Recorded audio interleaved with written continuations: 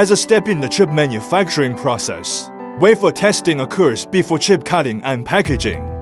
The purpose of this production process is to screen out defective products before the packaging process, in order to save possible raw material costs, production costs, and testing costs for the final testing process.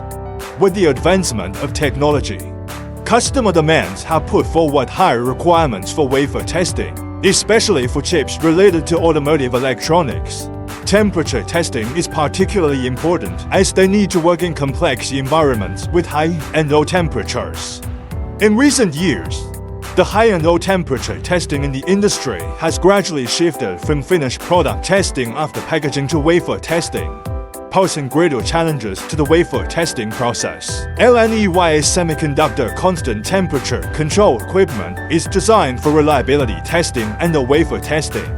Through temperature cycling, the ability of product packaging to withstand extreme high and low temperatures, as well as the impact of alternating extreme high and low temperatures, is evaluated.